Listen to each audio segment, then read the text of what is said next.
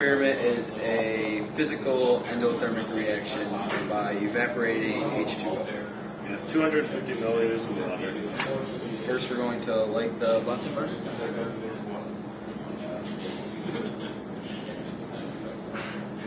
No, that's your fault.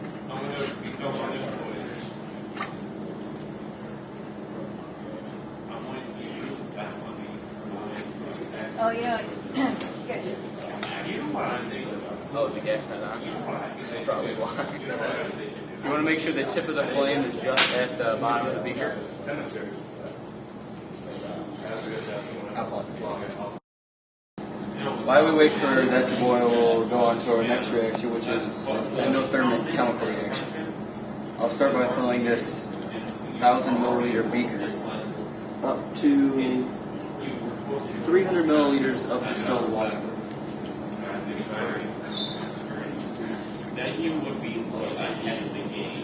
This reaction is between citric acid and baking soda.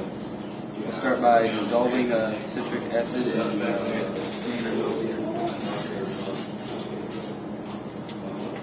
Use the stirring rod to dissolve the citric acid. Oh, Neil replaced him.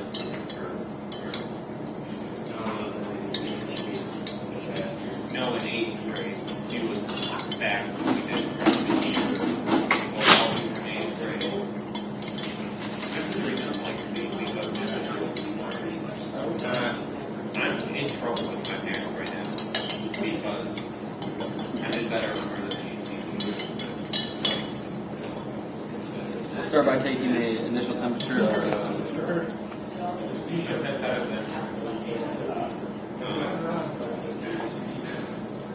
Wait for the temperature to stabilize and then record your initial temperature.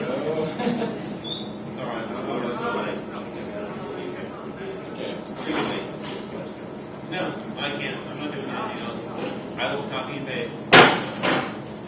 Good work.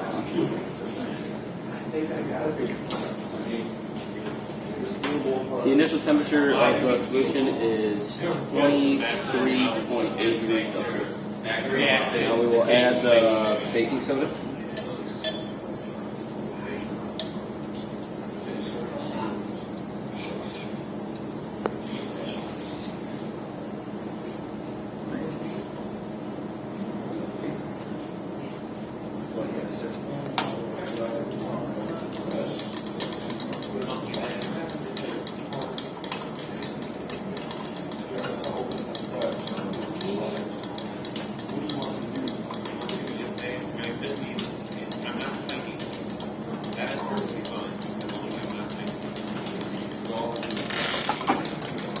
You know this is a chemical reaction because it releases the gas of CO2, and the temperature is slowly decreasing at 21 degrees Celsius.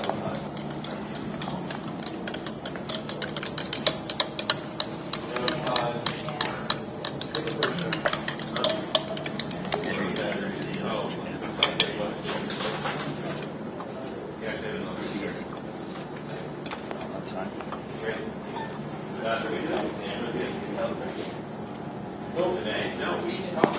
You know this is a endothermic reaction because the temperature has decreased by about 4 degrees Celsius. Keep going? Alright, the water is starting to slowly boil. It's at about 95 degrees Celsius. This is an endothermic reaction because it needs heat for the reaction to take place, the physical reaction, because it is just changing states. And as you can see, the water is boiling and our reaction is taking place, evaporating distilled H2O. By placing the thermometer in vinegar and you wait for the temperature to stabilize.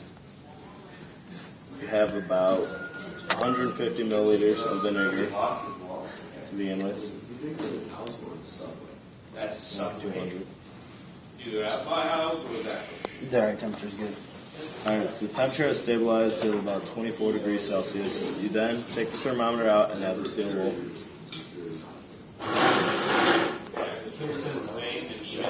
Leave the steel wool in for about 30 seconds to let it absorb the vinegar. The steel wool just can vary in size. How you see fit. 20 more seconds. Yeah, we'll put it on.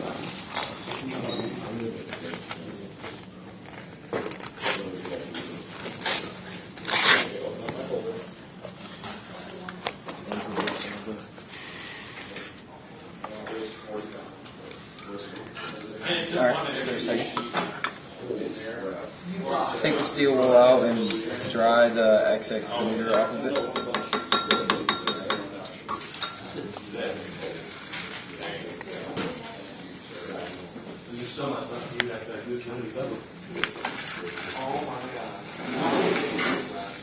Need to stick the temperature probe through the steel wool to get an accurate reading.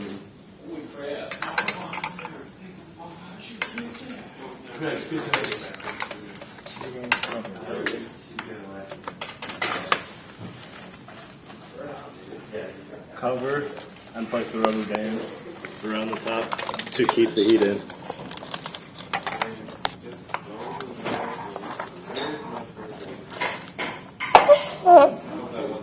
Poke a hole with a thermometer. Place the thermometer in the steel wool. This reaction does take a while, so we will proceed to the next reaction while this one takes place. Reaction is an exothermic reaction between CaCl2 and water. The first thing you do is place the thermometer in 150 milliliters of water for about a minute or until it stabilizes. Now that the temperature has stabilized at 24.8 degrees Celsius, you're already massed out 10 grams of CaCl2. You add to it and use a stirring rack to dissolve fully.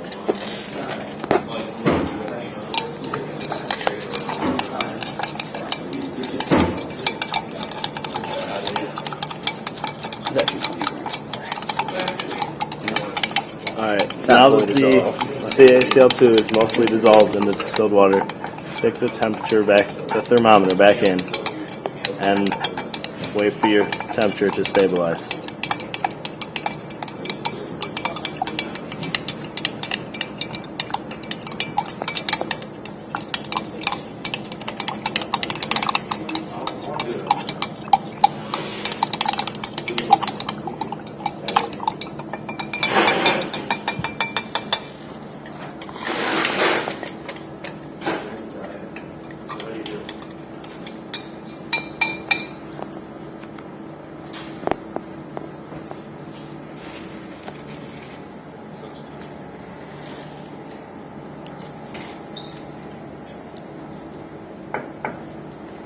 The temperature is stabilized at 35 degrees Celsius.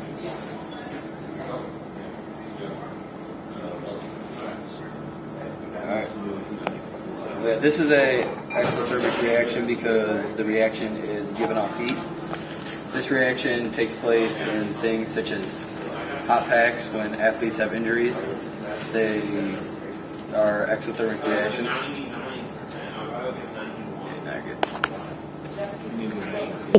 Alright, and relating back to our citric acid and sodium bicarbonate reaction, it was an endothermic process, which is similar to when athletes use cold packs. That is also an endothermic reaction. Alright, and back to our vinegar and steel wool reaction. It started off around 23 degrees Celsius, and it is now stabilized around 27.2 degrees Celsius, which means that it is an exothermic reaction. It has also started to rust, as you can almost see. Because it's being added with oxygen. Because it's being oxidized. So cool, guys. Because it's being added with oxygen. Alright.